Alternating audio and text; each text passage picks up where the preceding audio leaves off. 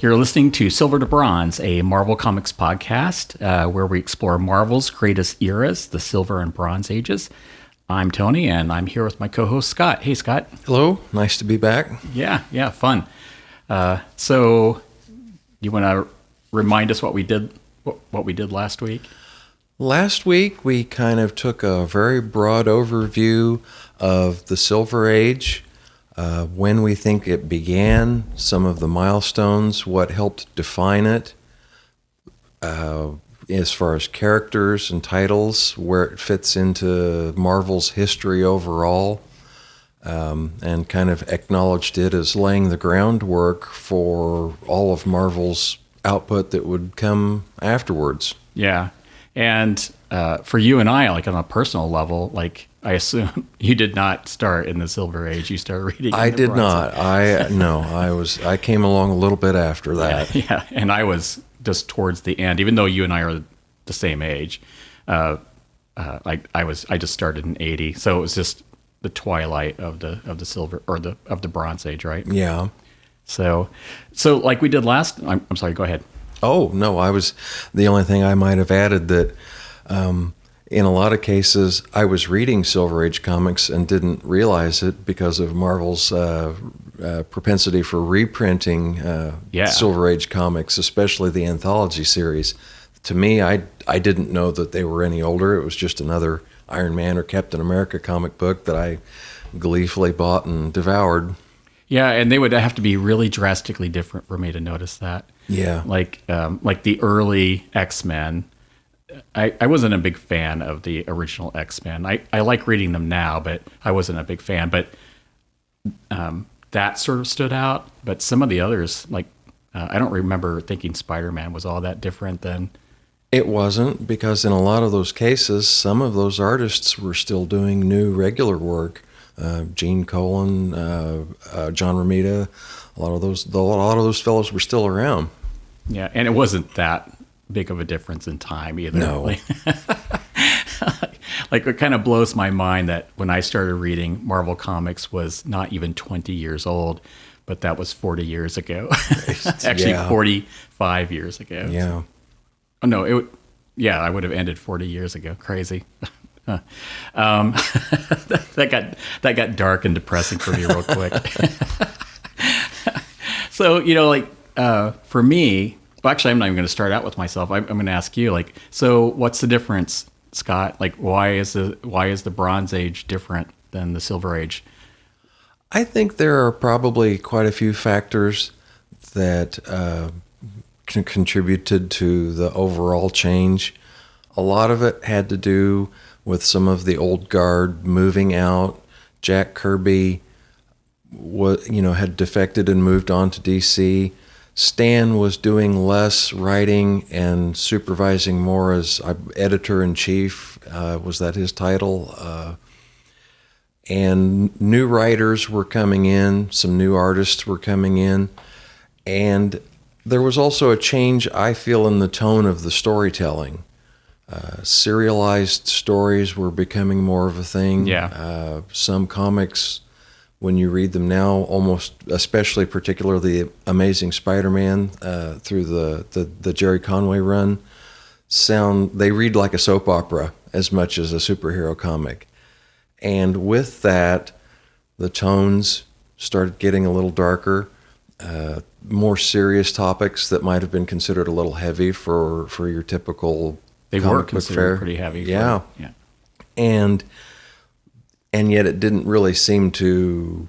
It sold well, so it didn't really seem to diminish. It was an experiment that worked, and that whole era was, I think, defined by that. In my mind, when you're saying that, I think you're talking about Spider-Man. Jerry Conway, yes, that was what I was. Peter Parker.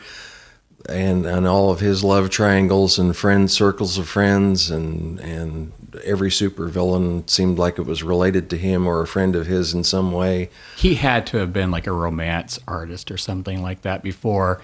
Was that sort of his background? Jerry Conway? Yeah. Jerry Conway was the writer. Yeah, like I'm like a romance writer of of the comics previous. Like that could very well Yeah, I have don't been. And I know that he previously had done some work for DC, but I'm not real familiar with anything Me else either. other than what he did with Marvel. yeah, And for me, the first work of his that I really tore into was his run on The Amazing Spider-Man. Because when I was buying these issues new, that was my main thing. I wanted Spider-Man.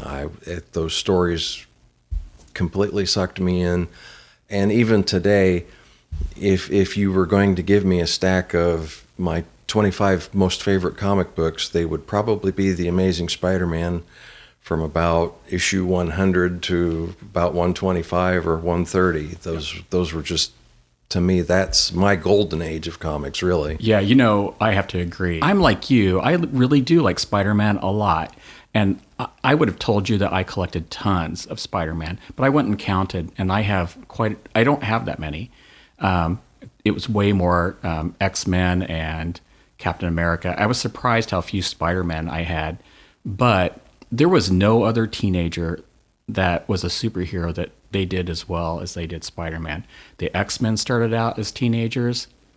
I never believed they were teenagers. It just didn't come off. Who else were like teenager superheroes, or just teenagers in that world? He comes off as the most realistic. He does, and I think a lot of that is because the day-to-day life of being a teenager was part of the narrative of the comics. High school drama, graduating from high school, moving on to college, simple things like getting homework done, definitely cemented that as this is a kid who was trying to live a normal life and just also happened to be Spider-Man and reconciling between the two.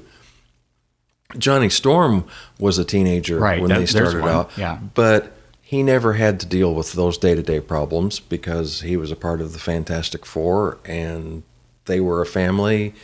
And compared to Spider-Man, superpowers aside, actually lived a relatively normal family life. Yeah, even though he didn't have his parents around. I don't even remember what happened to the Richards. I don't either. Yeah. Well, we know his dad, Reed Richards' dad, later on created some future world or something. There's a story. Nathaniel Richards, yes, and he had a character, and the name of it is escaping me at the moment. But I don't remember Johnny lamenting the loss of his parents or the absence of his parents. No. Sue didn't either. It was the family dynamics. It was just right there. Whereas Peter Parker, I don't really remember him talking about the lack of his parents, but certainly he dealt with the death of his uncle, which he had a hand in. Of course, he worried endlessly about the most fragile woman on earth. I'm not sure how she lived ever. And then, and you know what? His life was troubled. Forget the Spider-Man abilities. Yes. He had a hard life. Agreed. Yeah. And it was easy for kids to identify with that. Constantly could not afford the smallest things. Mm-hmm. Yeah. Always broke. Always broke. What kid couldn't identify with not having some pocket money, Always broke, always having down in luck with the girls and, and that sort of thing. And if you consider only the characters and their social life, it's almost like an episode of Beverly Hills 90210. Yeah. Where everybody's Did friends you watch with that? I can neither confirm nor deny that statement. I'll tease you about that later. But then I interrupted your point. That he felt like a teenager because I think they depicted the life of a teenager who, to his mind, kind of cursed with this responsibility and these abilities that he felt he had to do something with. Yeah. See, that's the thing about Marvel that I like is that I'm not saying anything new here. So they take a person, like kind of in a way an average person, and then they give them powers, and then, okay, now what would a person in this situation do? And, this is repeated over and over in some way. I'm trying to think of a situation where they do it better than they do with Peter Parker. Like, it's so, like, it would not have, some other people's lives, like you said, like the Fantastic Four kind of improves. Spider-Man's life does not improve because of it. Actually, it's kind of the opposite many times, right? Yeah. The burden of being Spider-Man drags him down in many ways. And the mistakes that he makes, and he makes, I don't really know if they're mistakes. He does things where there's absolute tragedy as the result, right? Yes. Ben, his Uncle Ben, is the beginning of it all. And then a big one would be Gwen Stacy. And her father. And then immediately following that, his best friend's father, who is the Green Goblin. Yes. Yeah. So it's like, that was a rough week, you know? and that was a direct confrontation rather than something indirectly happening because of it. Yeah. But I just mean, like, just that whole, he would not have had those tragedies had he had never been bitten by that spider, you know? Agreed. And you can read those stories and you feel pretty hard for him. Yeah. Yeah. They do Well, a great job. and there was never, something terrible happened in this issue, and next issue the reset button gets hit and everything's fine again, and it's never mentioned. Those repercussions rippled forever. Honestly. It's a subplot forever. Yes. Yeah. Totally agree with that. And so that soap opera aspect to it, I don't want to, keep talking about the soap operas part, but I actually liked that as a kid. I was surprised that I was kind of into the story. I did not necessarily need the action. It was always felt natural to have some, but you didn't need it. Well, and that continued narrative made sure that you didn't want to miss any issues. Because if every story is self-contained to an issue of its own, if you miss one, well, we've hit the reset button, everything's back to normal.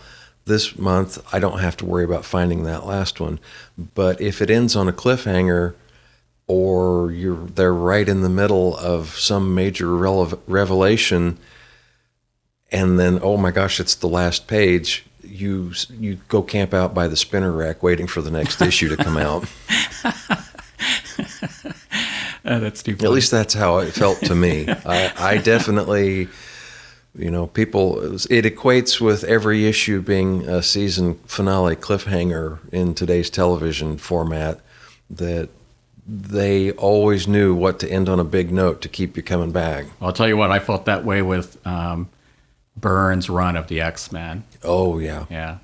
I'm sure we're talking.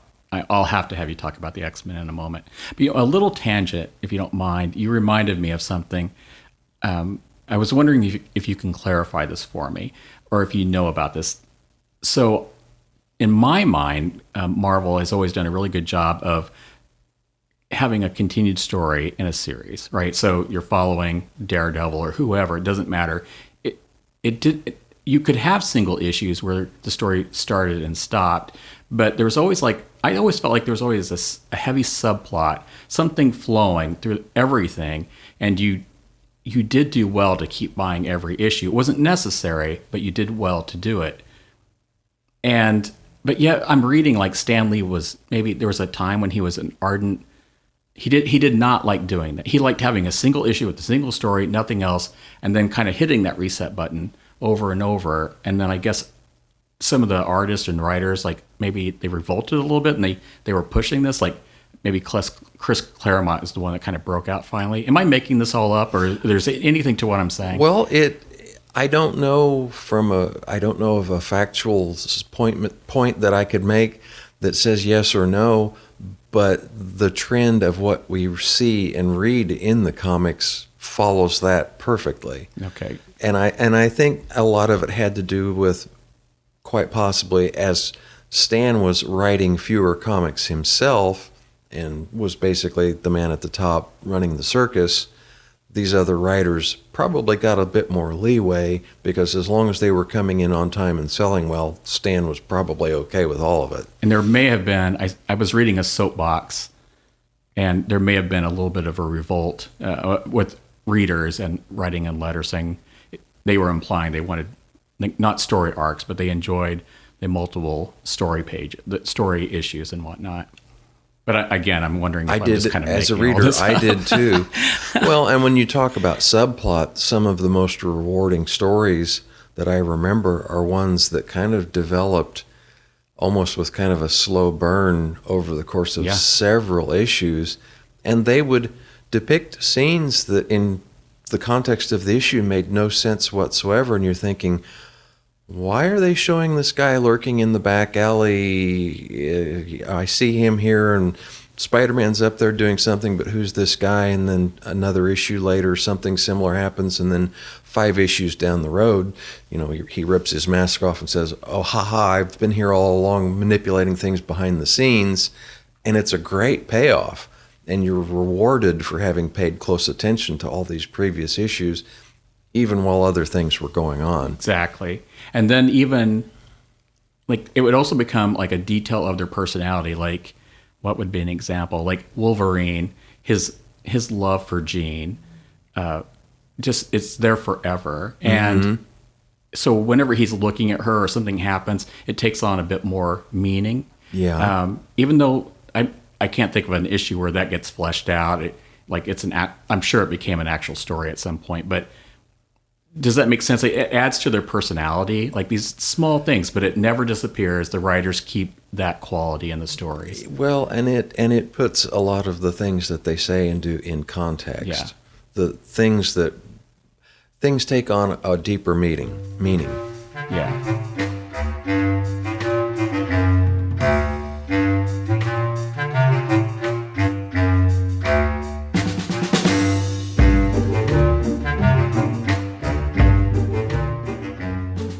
Well, Scott and I, we took a bit of a break because I was trying to gather my thoughts, and we started talking about this like what else defines the Bronze Age, and then you just started talking. I guess I was kind of leading you into talk more about the Spider-Man issues with that concern drug abuse and whatnot, and then we just got to talking about what I'm going to lead that into you. Okay. Well, as I was mulling over in my head what defined the Bronze Age to me, and again, as with most of the things that we'll discuss, our perspectives are based on the comics that we read. That's right. That we read at the time. Yeah. Because by no means did I read every single comic that ever came out during all of that, during the formation of the Bronze Age. So my perspective is a little focused at times, although one of the things I'm looking forward to is going back and rereading some things that I've missed. Oh, you're going to have such a good time. And to help put it all in perspective. But as I tried to define to myself what the Bronze Age was and what moments to me kicked it off, the non-code drug issues in Amazing Spider-Man came. A lot of people and a lot of historians who have researched it far more than myself will pin it to the death of Gwen Stacy and the Green Goblin. But honestly, I think the groundwork for that sort of thing had already been set with the drug issues depicting a far from ideal situation and more of a real world common problems of the day. And they were very well received. And to be specific for the listeners, what you're talking about is Amazing Spider-Man issues 96, 97, 98, I think. Mm-hmm. Yeah. And who was the... well, go ahead. Continue on with that. They came out. They came out in 1971. Stan Lee wrote them. Gil Kane did the pencils and the artwork. And the story is that the Nixon administration came to Marvel, came to Stan Lee, and said, "We want you to do some anti-drug comics, some anti-drug stories," and they were more than willing to do so, but ran into flack with the Comics Code Authority, which was in a real state of flux at the time already. And once the stories were written, the code declined to approve them, and Stan said, "Don't care, going to publish them anyway." They ran those 3 issues without the seal of approval, but they were still very well received. And I think, in fact, the feedback from those stories set the stage for, well, a darker, more grounded, realistic, real world issues, real world problems is going to work for us. Yeah. And they approached it. It doesn't come off like a after school special. It's a good story, and it's not the whole story. And there's a lot going on in those issues besides the use of drugs, right? Yes. It's blended in there, and they did a really good job. Yeah, it's never so blatant as Spider-Man pointing out of the panel and saying, "Hey kids, don't do drugs." Yeah. These were real world issues intruding onto these characters and having very real side effects. Harry Osborn overdosed, ended up in the hospital. Spider-Man intervened and saved, people who were saved a young man from jumping off of a building. Exactly, people having, endangering themselves in a state of intoxication, being high, being stoned, whatever, how you want to phrase it. And the very fact that the depiction of these drugs as having such a detrimental effect on the characters was all the message that was really needed. Mm-hmm. And on the community. Yes. It wasn't pounded down. Or pounded into everybody, was it? It was so. I didn't reread it today, but I just skimmed past it and just kind of remembered, like, oh yeah, this was so subtly done. Well, and in a very subtle way, it also brings race and class issues into the story. Yes, matter of fact, that's so funny that you should say that. That's exactly right. A character even comes in and says, everyone thinks this is a black man's problem, but It's not. It's our problem, everybody's problem. And that same character approaches Norman Osborn and says, "You're rich and powerful. That makes it your problem." So that those who have done well and succeeded, it's a class issue as well, because the people on the street are being victimized by these pushers, but those that are well-to-do are not. So maybe there should be a little more two-way street on this. And Harry Osborn is a rich kid. It affected all the classes. Who was the guy that was chewing out Osborn then? Was that? I don't know if he was a recurring character at the time. He seemed like he was not a regular, but a known character. It wasn't the editor-in-chief. It wasn't Robbie Robertson. It wasn't his son. That I don't know. Okay. I don't recall. Yeah, I don't either. I have my iPad right here. I could look if I was curious enough, but I won't take our time. No, good. They were good. They were good reads, and I really appreciate that you would never had known that this was like requested and they were devising this story. They did a great job. I think Stan Lee was pretty proud of those 3 issues. I agree. Yeah.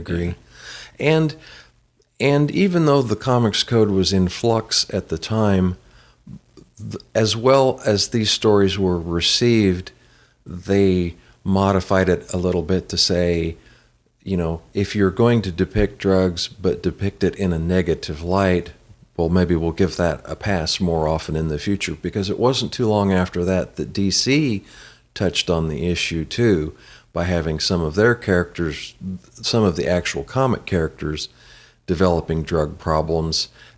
And I think that was kind of springboarding off of the success and the feedback that Marvel had gotten. Yeah. And then that kind of opened the door to a lot of things. Tony Stark, I don't know how early he started becoming an alcoholic, when that started being depicted, but he would become an alcoholic and lose Stark Industries. And Twice then. Okay. Yeah. The original story, which culminated in the Demon in a Bottle, that was David Micheline and Bob Layton doing that. I think that was around issue crazy that you know that this. was around issue 128. But he went through. He shook it off. But there was a later episode. He fell into it again, and the issue numbers are going to escape me at the moment. But that even led to James Rhodes being Iron Man for a while. Yeah, And that's right. because Tony was basically drunk again. Matter of fact, I was kind of zooming through, looking at the covers to see if I could find certain issues about this. And I didn't read the comic at all, but this has to be like an 86 or 87. It was after I was done with comics. There's a whole issue with Tony Stark. It's like Iron Man, like The Shame of the City or something like that is the title. And there's not a single fight scene in the entire comic. Nothing superhero at all. It's just Tony Stark apparently just completely despondent and no money, just roaming the city homeless or something. I don't know. It got about that bad. And of course, that second bout of alcoholism brought about the character of Obadiah Stane, who featured prominently because he ended up actually taking over Stark Industries, completely renaming it. And as part of Tony's rehab, I believe they all packed up and went to California and started a new company. And eventually Tony started, of course, tinkering with armor again and, found his way back into the suit. But, he lost everything. I'd say that the second bout had far more consequences than the first time. And it may have been that they thought, well, you know what, this story really played well last time, so let's do it again, but up the stakes and up the ante. And I like things like that. Like, that's a fine thing that Tony Stark from here on out is an alcoholic. Yes. And has to watch that and deal with that. I like these demons. I like these things about people. I don't want this to just disappear. Right. Right. There is no magic wand. No. Because that's not how it works for the rest of us. It shouldn't for true. them either. It is very true. Yeah. I'm a big fan of Iron Man.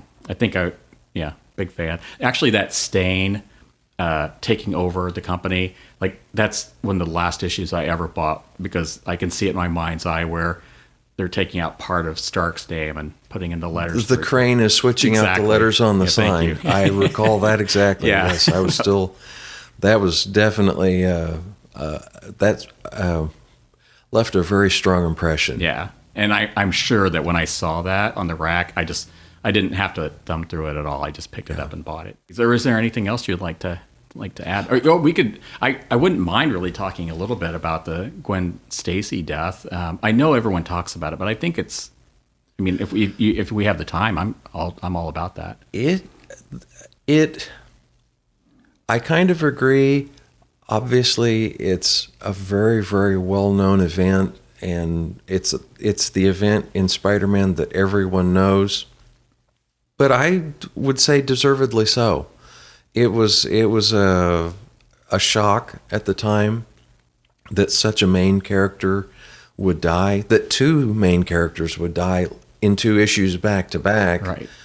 And when we talk about the consequences of Peter Parker and the ways that he suffers for being Spider-Man, those were 2. I mean, that's about as heavy a hit as he ever took. And, one was his girlfriend, the other was the father of his best friend, and it was a double sledgehammer. It really was. So I think I hate to use the word hype, but maybe notoriety, infamy maybe would be better. I think it's deserved. I think it's well deserved. It doesn't come off as a gimmick. No. I was reading an article from somebody, and they referred to it as they almost wanted to quit comics when they saw that. Like, it's over, it's a gimmick, and they were done. I'm like, I just thought that was really cynical, because the story doesn't read like a gimmick at all. Matter of fact, I actually like the second issue the best. Not the one where Gwen Stacy passes away, but rather the following. It's the turmoil in his life. His world is out of control. Like, what is happening? His girlfriend just passed away. He then needs revenge, and he goes and he finds his roommate Harry has once again has taken drugs and is needing him, calling for him, and he leaves him because he's obsessed with getting revenge on the Green Goblin. And which does not reflect well on him. It does not. Another one of these mistakes that he makes, right? And then And the battle with the Green Goblin, they don't play it out, but it's actually quite brutal. I wouldn't say it's a comic book, so it's not hard to watch, but it kind of is. It's not Peter Parker at this moment, right? And, Agreed. Yeah, it's surprisingly, you feel really sad afterwards. Yeah. And then he realizes, unsurprisingly, he finds no comfort in the death of the Green Goblin, so he's dealing with that. Then he's dealing with his best friend's father's death. Just that alone, like just that would be hard. What else happens in this issue? And then he runs into MJ, and the words that he uses towards her about Gwen Stacy's death is like that would have ended my friendship with Peter Parker. He is incredibly hurtful to her. He lashes out at her brutally, and she thinks it over for a moment, and then changes her mind and decides that she's going to help him, and that planted probably the seed that would culminate in them being married a couple hundred issues later. Yeah, right. But it's kind of real. Like, people do say really hurtful things in moments of grief like that. I actually think that I think it was issue 122, the one right after the death of Gwen Stacy. That reprint may have been the first Spider-Man I really read. So kind of a heavy one to fall into. Well, and just to touch back briefly on something you mentioned about the readers being outraged that, well, if you're going to kill these characters, it's done and over with. This is a gimmick. To my way of thinking, how any character could function in this environment and not have people die around them would seem like the gimmick. If no one, none of the main characters ever die, is in itself a gimmick, because sooner or later the bill comes due, to quote Mordo, and that was a double whammy right there. It was, to me, more realistic and less of a stunt that eventually it's going to catch up with you and someone's going to die. Yeah. Matter of fact, I've been very fortunate in my life. Like, when I was Peter Parker's age, I had lost grandparents, but I had never lost a friend or something. But a lot of people do. Like, that we don't get to escape that, do we? Just to mimic what you just said, or to bounce off what you just said. That is like, yeah, that's the deal we all get given. If you live long enough, you're going to have tons of tragedy in your life. Yeah. Yeah, and it would be odd, like you just said, and more than a fair portion might have come to him had he not been Spider-Man, but being Spider-Man brought even more upon him. You were just saying earlier that issue 98, I think it was at 98, you were talking about how that really kind of brought in the Bronze Age for you, as opposed to everyone. Maybe you already said that. My apologies. That rather than this one, because a lot of people do point to the Gwen Stacy death as the beginning of the Bronze Age for them. I don't. Am I making you repeat yourself on? No, I don't. I don't believe so. No, I don't. And hey, the conversation is cyclical. That's not a problem. To me, I think that the drug issues brought more darker and personal issues into the narrative that probably ushered in the Gwen Stacy. I can't prove that empirically, but to me, that change was the start of the transition, and the drug issues proved to them that they could do a more grounded, realistic, and I hate it's such an overused word these days, but you've always heard the words dark and gritty used to describe somber storytelling. Those were dark, gritty stories before they were the trend, and I think one directly led into the other. I really do. Yeah, I in my mind, I can even see images where, for the first time, you're seeing like New York City wasn't doing all that well during that time. It was kind of a dirty city, and that's my memory, and that's depicted in those comics. Like, there's a lot of trash flying around on the ground, and there's trash cans, and you didn't see that before. That's not the Fantastic Four's New York City. Their New York City looks a lot better. It's darn near Disneyland, Yes. Yeah, and so just seeing, because that's how I thought of New York in real life when I was a kid, probably, and that reflected that. Well, and it was not far off the mark at all. I don't think they were exaggerating it, but they weren't shying away from it either. Yeah. Well, and sometimes it wasn't even so much it was like an awful place to look at. It just seemed realistic, right? A lot of people, a lot of things going on. People throwing newspapers down, trash cans. It's just posters on walls and that handbills are kind of peeling off. Peeling off, exactly. Sort of a lot thing. of handbills peeling off.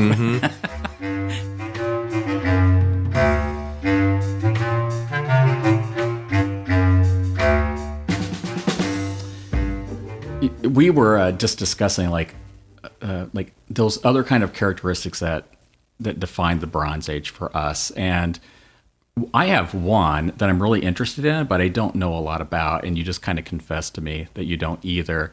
But it's still really interesting to me, and it has to do with like the cosmic aspect of Marvel Comics. Right. I kind of forget how I got into it, but it was one of the things I really did like that about Marvel Comics, that there was just more than just Earth. There's all these other great places, and oh, definitely, yeah. Yeah. And in my mind, nothing did better than that than the Fantastic Four initially. So I loved Galactus right off the bat. The whole concept of Galactus was great, and the evolutionary. And I am a huge fan of the Watcher. Like, if I could be any character in the Marvel universe, it would be the Watcher, I think. Yeah. I don't know if that's sad, but that's what I would want to be.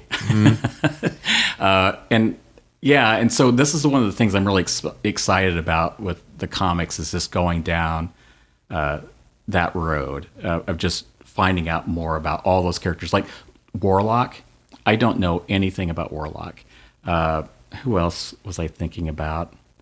I know very little about Adam Warlock's origins, but I was familiar with him in the late Bronze Age, of course, with the Infinity Gauntlet and Infinity War. When was that story?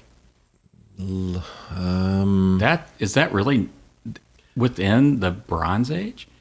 Very, very, very late Bronze Age, perhaps.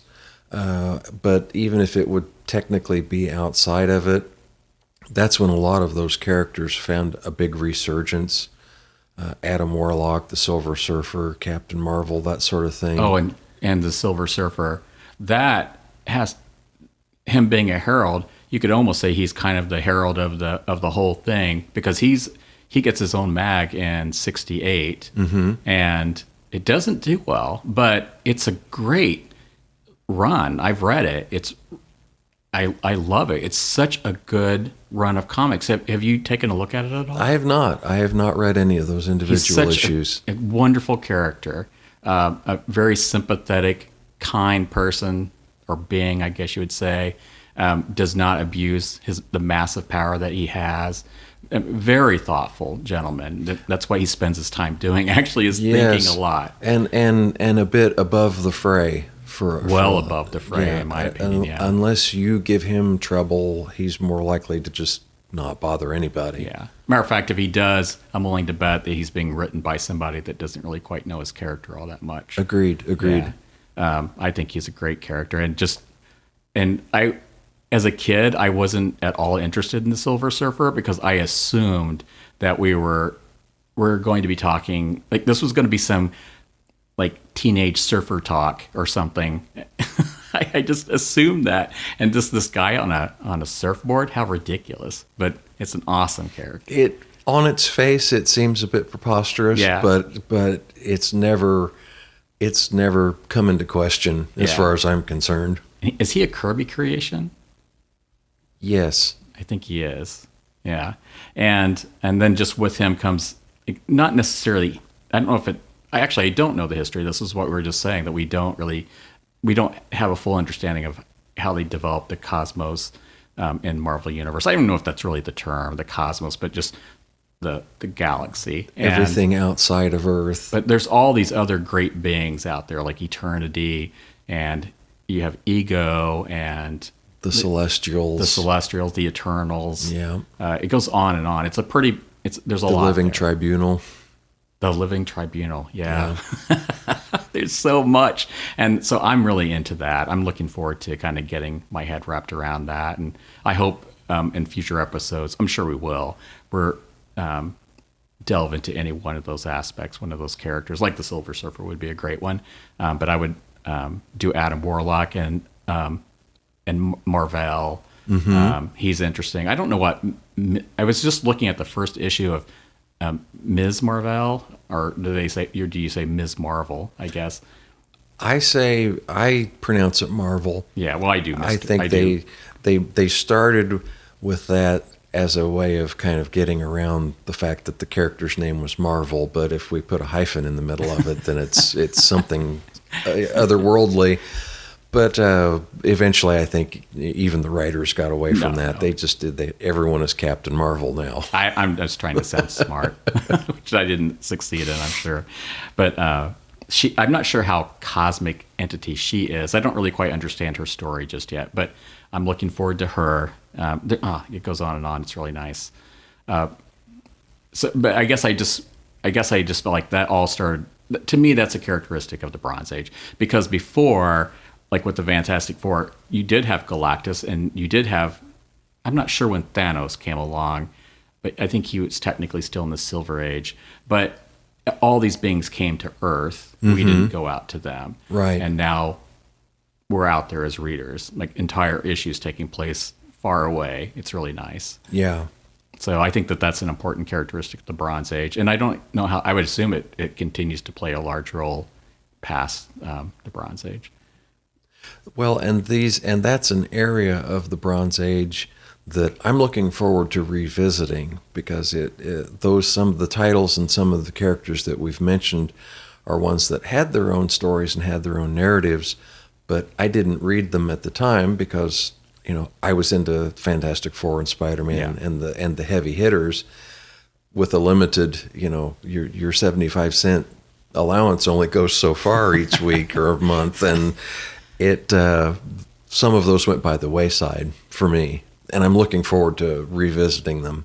That's our euphemism for we don't know what we're talking about with these, because that's all I can say is, like, I'm really looking forward to knowing more, like anything about this topic. But I think the reason why I even mentioned that, I was just thinking yesterday how different my interests are right now.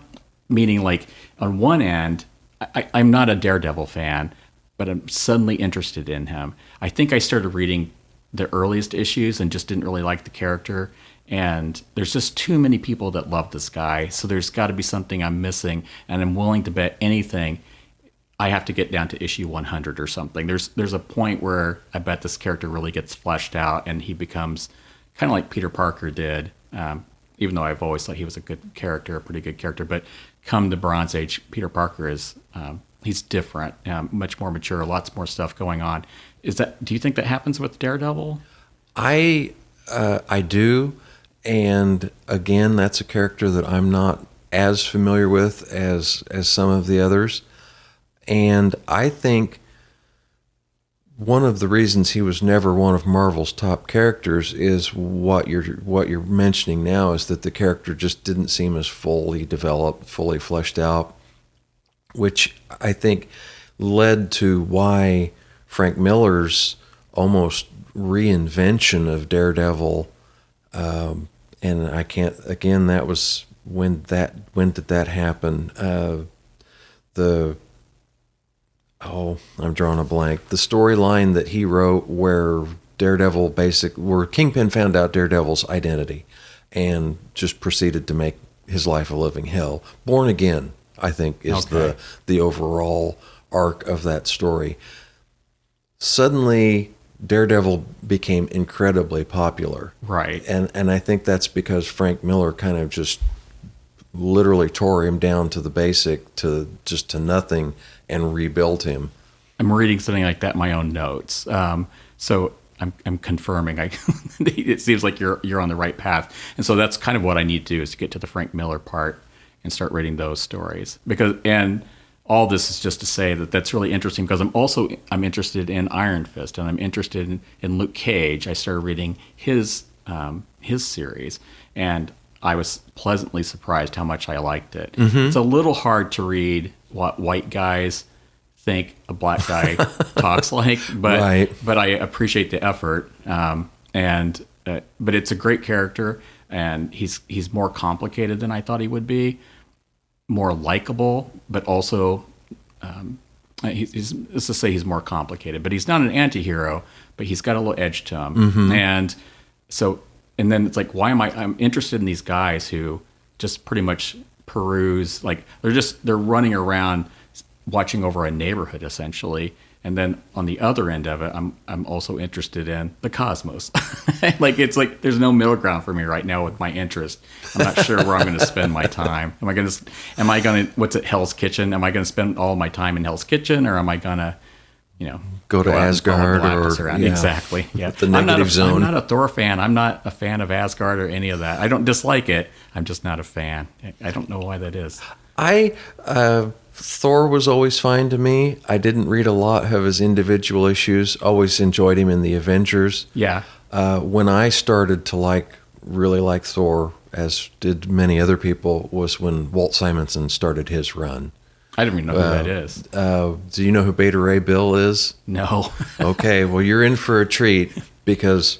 Oh my! He looks like Thor, but he has almost like a bill or something. An orange, almost kind of skeletal face. Okay. Yes, that was the start of Walt Simonson's run on Thor, and I enjoyed that immensely. Okay. Is this a Bronze Age? Probably very, very, very late Bronze Age. I think you're right. Again, I can see some of the art in my mind's eye, and it feels 90s. Yes. Again, I would have to look very carefully at the issue numbers and timelines, but to me, it still feels like late Bronze Age. Okay. I'll put a pin on that one and get through the Cosmos and Hell's Kitchen, and then maybe I'll start trying to enjoy Thor. I have the feeling that I'm getting more forgiving the more I read about these artists and the pressures they were under, or just the level of expertise they brought to it at times and whatnot. I'm not sure why I feel so forgiving of it all, but I'm enjoying comics in a different way than I ever have. I don't feel very critical. I'm just reading them and trying to find the best in them, I guess. I think you're influencing me that way, because I think that's how you see life. And you certainly seem to do that with your comics.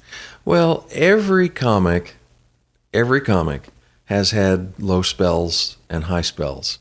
And you can usually take a chunk out of any title's run where it was run by a particular creative team, either a really good writer or a really good artist, or one who was both, or two in conjunction with each other, and suddenly comics that you previously had no interest in whatsoever become absolutely enjoyable. Yeah. I don't know if this is a good time or not to chat about X-Men #1 king size issue or not. Would that be organic to do that right now, or? The fact that you mentioned it already kind of reminded me of I considered that to be one of the milestones of the formation of the Bronze Age, because you had mentioned that you didn't care about the original X-Men characters. No. And through a lot of the Bronze Age, their comic did very poorly. They were stuck in reprints. The comic, I think, was only coming out every 2 months, even at that, until Len Wein and Dave Cockrum rebooted it from the ground up in Giant Size X-Men #1 and hit the ground running. And within a very short time after that, Chris Claremont started doing the writing, and the rest, as they say, is history. To me, that is like the end of the beginning of the Bronze Age, because by that point, all of the major characters that would become so popular through the remainder of the Bronze Age were in place. Yes. The X-Men were kind of like the last holdout.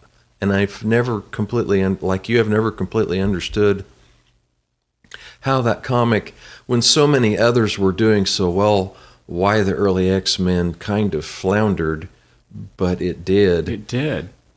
But with that reboot, it just became the juggernaut that eventually would dethrone all of the other Marvel characters for the top spot.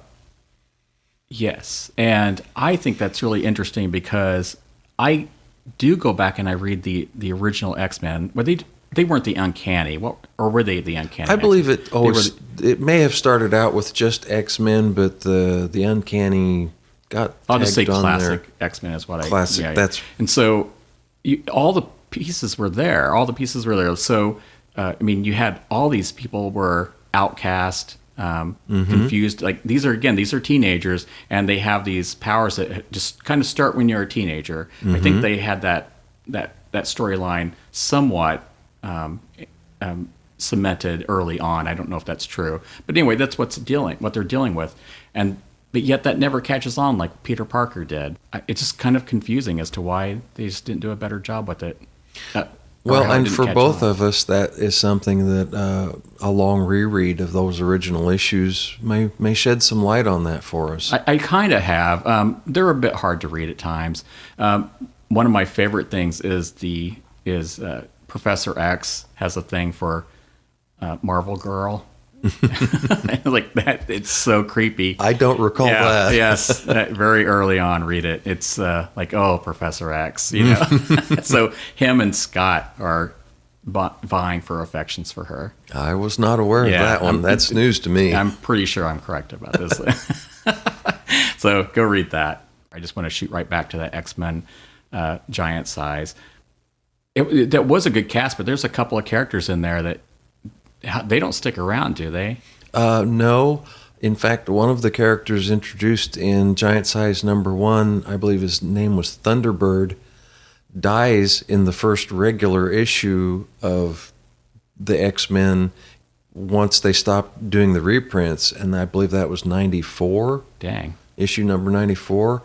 There was another character called Sunfire, who either leaves the group or moves on.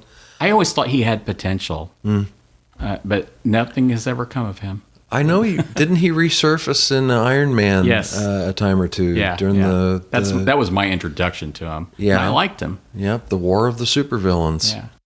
Of course, Storm is introduced, and she's a wonderful character. Has she ever had her own magazine? I do not think so, but there are so many newer comics that I've not kept up with that it's possible. Yeah, I just always thought that she could have had one back then. Some type of a limited series or that sort of thing. I liked her a lot. And who else was in the first lineup? The new line, new lineup, Wolverine. Oh my gosh! Wolverine. What's wrong with me? Wolverine, Colossus, Nightcrawler. Yes.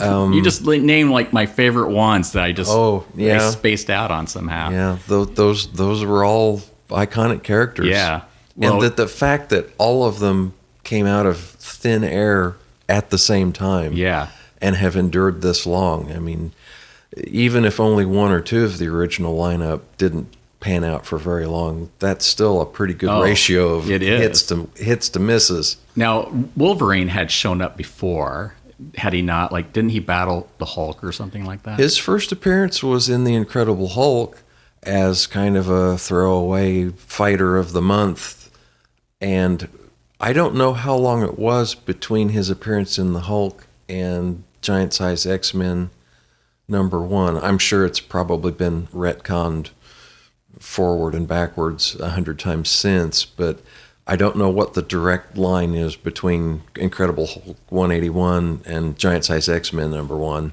But you're not really seeing Wolverine until this issue, probably. No. Not the real Wolverine, who is a great character that I don't really... We can talk about movies. I'm not a big fan of talking about the movies, but and I like Hugh Jackman and all that, but he doesn't play how I think Wolverine is. He's a much more visceral, nearly on the edge of killing everybody, his friends included, at any moment, except he's got to keep it all under control at all times. Is that a fair depiction of him early on? Oh, absolutely. Yeah. I mean, he would... when overstimulated or in the heat of combat, it would lose control, and of course, that story, some of the reasons for that were told in later stories about his creation as a Weapon X and the time that he spent. He has a great backstory. Basically feral in the woods, and that animal instinct is always bubbling under the surface, and that's one of the traits that made him so popular.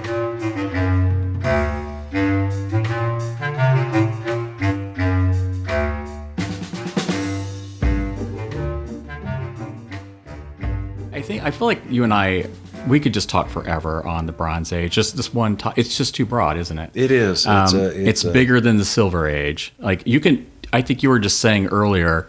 Sometimes I can't remember if it's during a recording or when we're just chatting in between. But you were saying that you felt like you can kind of just define almost exactly when the Silver Age, like you can define it much more. You can encapsulate it easier than you can the Bronze Age. Yes, it has a far more definite beginning, and the transition to the Bronze was a lot slower and a lot more methodical and has more room for opinion.